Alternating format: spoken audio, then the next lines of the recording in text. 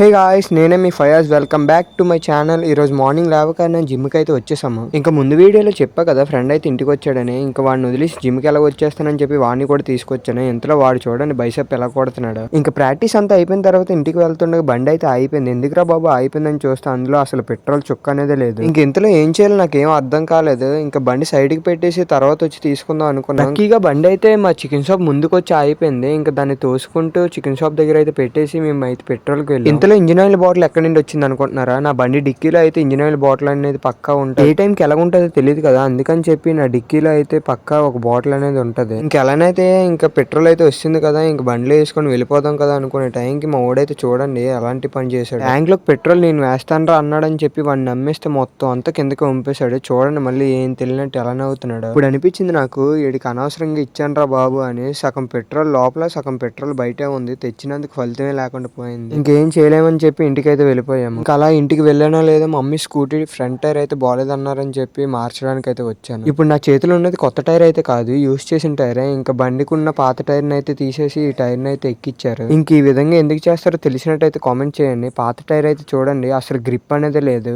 ఇంక ఈవినింగ్ చేసి సూర్య వాళ్ళ ఇంటికి అయితే వెళ్ళాను. ఇలా మెట్లు ఎక్కానో లేదో నేనైతే షాక్ అయిపోయాను మా నోటి చేతిలో ఆ బుక్ ఆ పెన్ను చూసి. ఇంకా నైట్ అమ్మ నేను కలిసి గాజోకి అయితే వెళ్ళిపోయాము కొన్ని ఫ్రూట్స్ కొందామని. అలా కొన్ని రకాల ఫ్రూట్స్ అయితే తీసుకొని ఇంటికైతే స్టార్ట్ అయిపోయాం. చూస్తున్నారు కదా, మన వీడియోస్ నచ్చినట్టయితే లైక్, షేర్, సబ్స్క్రైబ్ అయితే చేసేయండి. తెలుసు కదా నేనే మీ ఫయాజ్.